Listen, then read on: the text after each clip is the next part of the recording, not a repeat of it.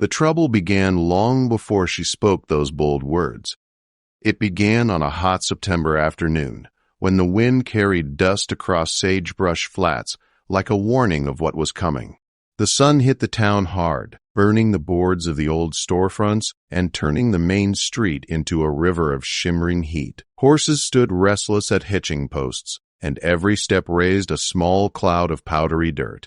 Vanessa Cole stood on the porch of Hartwell's General Store with a crumpled telegram in her shaking hand. She had read it so many times the ink felt burned into her memory. The message was short but cruel. Her husband's will had been reviewed for the final time. The ruling was final, the condition was real, and the clock, for the first time, felt like it was ticking loud enough for the whole town to hear. No male heir within 1 year. No ranch, no exceptions. It felt like someone had pressed a heavy stone onto her chest. She had already buried Ralston Cole after consumption took him slow and steady. She thought the worst part of grief had passed. But today proved she was wrong. The real storm had only just begun. The Cole Ranch sat on 200 acres of decent grassland, 2 miles out of town. A small creek split the pastures, and the 2-room cabin Ralston built with his own hands stood like a quiet memory of everything they'd fought for. It wasn't big, it wasn't fancy, it wasn't rich, but it was hers, if she could do the impossible.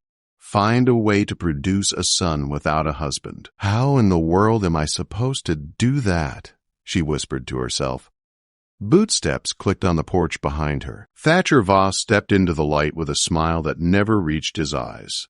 At 35, he was handsome in a cold way. Clean boots, gold watch chain, hair slicked with too much oil. The kind of man who never worked soil under his nails, yet acted like he owned the whole town. "Cole," he said smoothly, pretending to tip his hat. "I hear the will contest didn't go your way."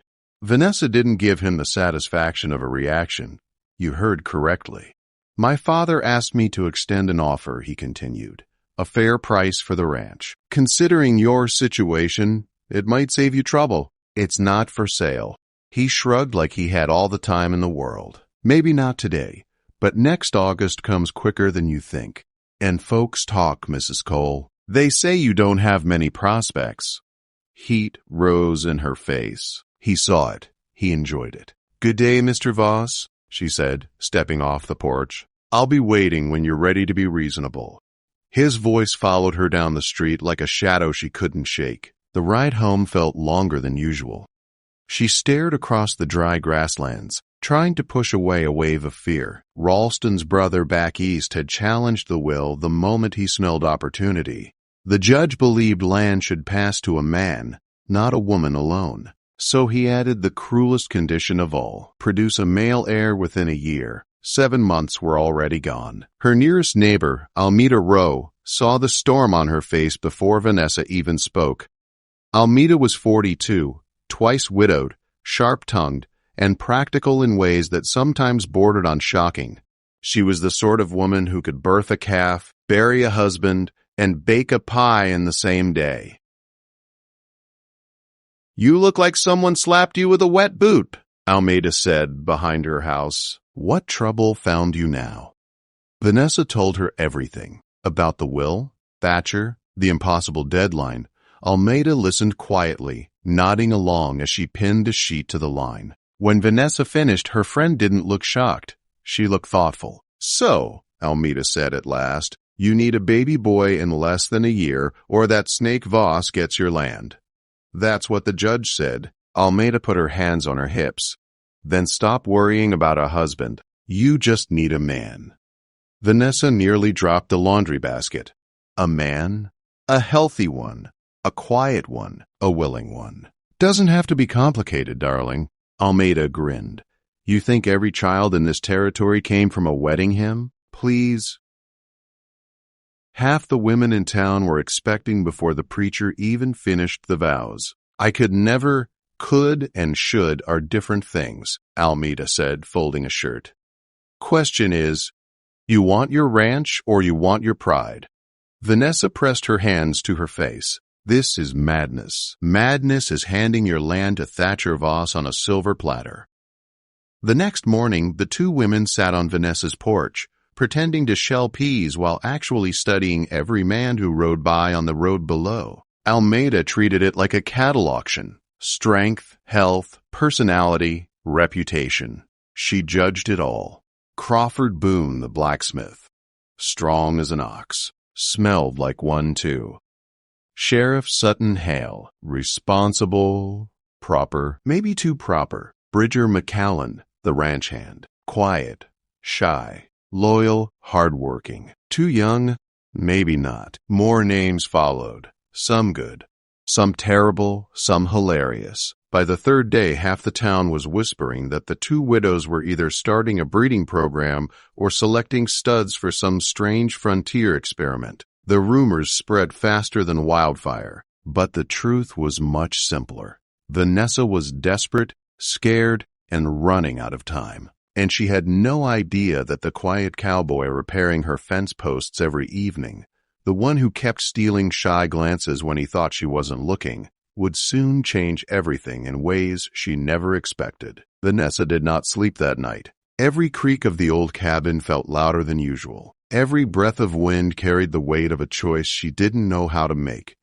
She kept replaying Almeida's words again and again. You don't need a husband. You need a man. It sounded simple when Almeida said it. Out on the porch, though, under the wide Wyoming sky, it felt impossible, risky, scandalous, terrifying, and necessary. By morning, she forced herself into town to try something, anything, that might save her ranch. Her first attempt was a disaster. She caught Crawford Boone behind his smithy, wiping soot from his face. "Mr. Boone," she began, her voice trembling, "I need a private sort of help." "Private?" he repeated, confused. "Ma'am, if your horse threw a shoe again, I can fix it right quick." "No, it's not the horse. I need help with planting." "Planting?" he said, baffled. "Mrs. Cole, I'm a blacksmith. Old Peterson handles seeds." She shook her head. "Not that kind of planting." Crawford stared for a long moment, then gasped. "Oh, Lord, you want me to threaten Thatcher Voss for you? That it? Put a scare in him?" Vanessa nearly groaned. "No, never mind." By the time she escaped that conversation, she wanted the ground to swallow her whole. Her second attempt went even worse. She approached Sheriff Sutton Hale outside the bank. "Sheriff, I need help," she whispered. "Legal help, ma'am? What other?"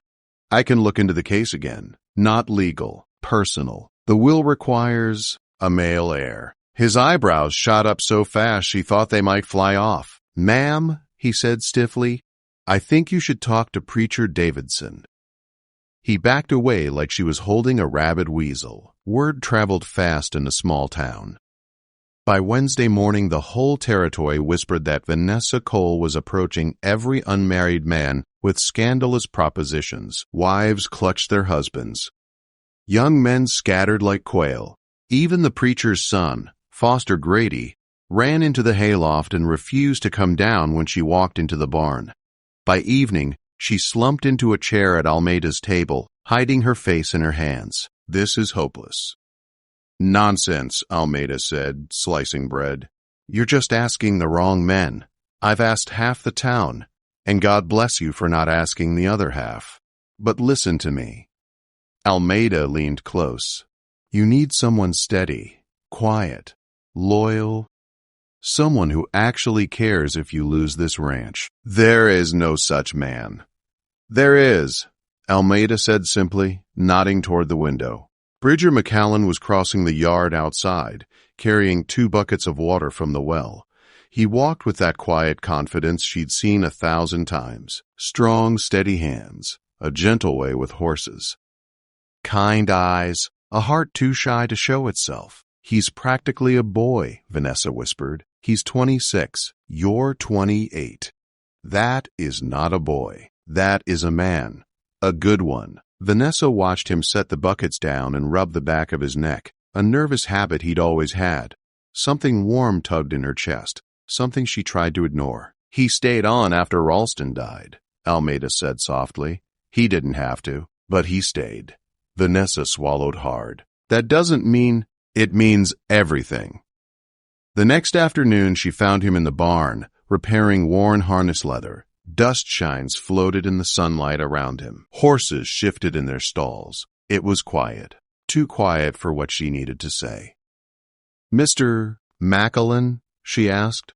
He looked up slowly. "Yes, ma'am. I need to discuss something personal. About the ranch." "I'm listening." She twisted her hands. Her mouth felt dry. Her heart hammered so hard she worried he might hear it. "The will requires a male heir," she whispered.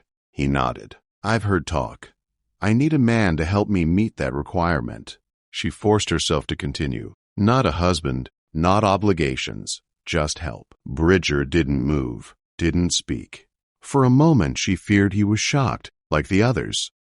Then he stood and stepped closer. "Can I ask you one thing first?" he said quietly. "If you could choose anyone to help you, who would you choose?" The question hit her harder than expected.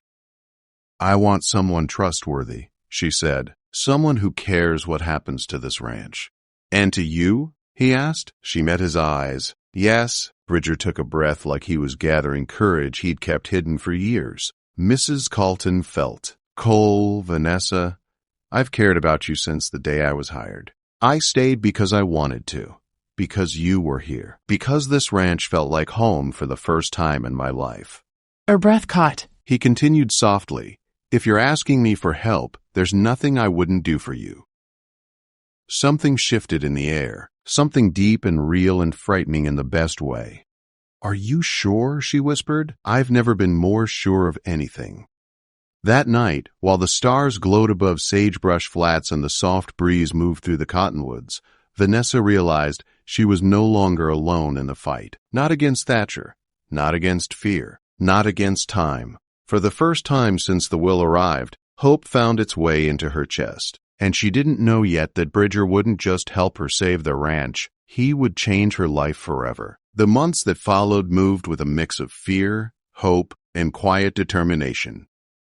Vanessa and Bridger married in a small ceremony at Preacher Davidson's house. It was simple, calm, and without fuss. No big reception, no dancing. Just two people making a promise to stand together. Whispers spread through Sagebrush Flats, of course. Some folks counted the months. Others pretended not to.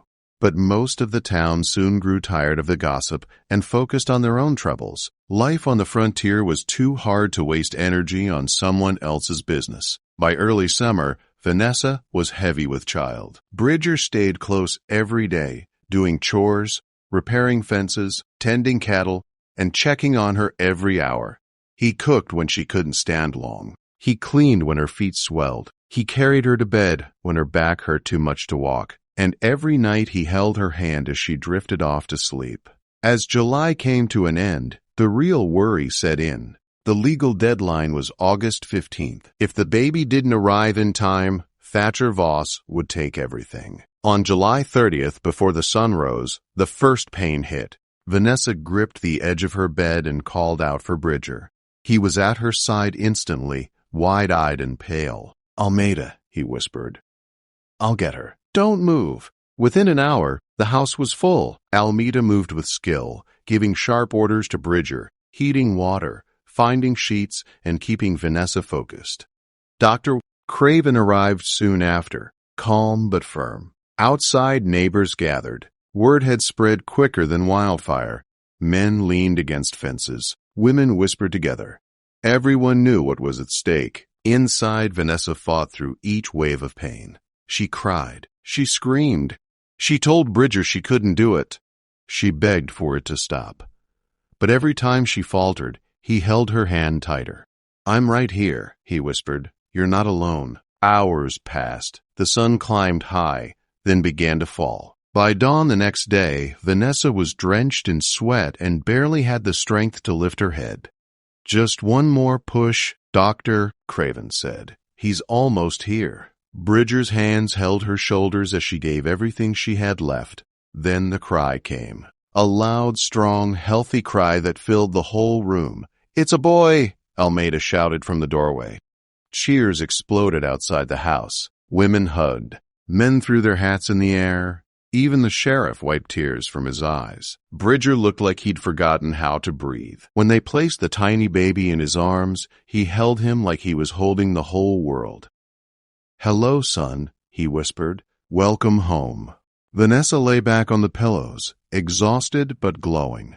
The world felt quiet and safe for the first time in months. Until horse hooves thundered into the yard. Thatcher Voss arrived, dressed in a pressed suit and smug confidence. He marched through the crowd with a leather satchel in hand. "I have legal business," he announced loudly. "I need to verify the legitimacy of this child." His voice filled the ranch yard like a bad smell. Sheriff Hale stepped forward. "Thatcher, she just gave birth. Show some decency." "I'll be quick," Thatcher said. "The will requires legitimacy. Marriage certificate, proper timing. If this child arrived too early, the ranch still falls to my client." Almeida came storming out the front door, like a dust devil with anger in its teeth. "Boy," she snapped, "you better pray you brought your reading glasses because you're about to need them." Bridger appeared behind her, holding his son. "This child was born July 30th at 6:30 in the morning," Almeida announced. "Doctor witnessed it. Sheriff knows it. Marriage certificate filed with the county clerk. Then, perfectly legal." Thatcher froze. His confidence cracked. "That's quite convenient timing," he said. "Convenient?" Almeida barked. "Are you suggesting a woman can schedule a birth like a train timetable? You fool. God decides that, not you." Laughter rippled through the crowd. Dr. Craven stepped forward. "The will's requirements have been met, legally, properly, entirely. And if you push this matter further, there's a penalty for filing a fraudulent challenge." Thatcher blinked. "A penalty? A fine equal to the ranch's value," Sheriff Hale added with a grin. Thatcher's face drained of color. Folks began murmuring, enjoying the show. "You might want to head home," Foster Grady called out, "before someone asks you to pay it." Thatcher muttered something under his breath, climbed into his buggy, and raced off with his tail tucked. The crowd roared. Inside, Bridger returned to Vanessa's side and placed their newborn boy into her arms. Tears filled her eyes as she looked down at his tiny face. "We did it," she whispered. "You did it," Bridger said. "You saved the ranch. You saved everything." Almeida leaned against the doorframe, wiping her eyes without admitting it. "What are you naming him?" Vanessa smiled. "Ralston, after the man who built this ranch. And after the man who saved it." Bridger swallowed hard, overcome with emotion. Later, when the neighbors left and quiet returned to the ranch, the three of them sat together on the porch. The sky stretched wide above them. The air was warm and gentle. Baby Ralston slept peacefully in his father's arms. "What happens now?" Vanessa asked softly. Bridger looked at her with a smile that held every promise she never thought she'd hear. "Now we raise our son," he said. "Now we build the life we were meant to have." And under the moonlit Wyoming sky, with their newborn between them, and love rising slow but steady like a healing sunrise, Vanessa realized something she had never dared to believe. The scandal that saved her ranch also gave her a family, a partner, a future. And the shy, lonely cowboy she had once overlooked became the man she chose for the rest of her life. The legend of the widow's gamble was born that night. But for Vanessa, Bridger, and their baby boy, it was simply the beginning of everything that mattered.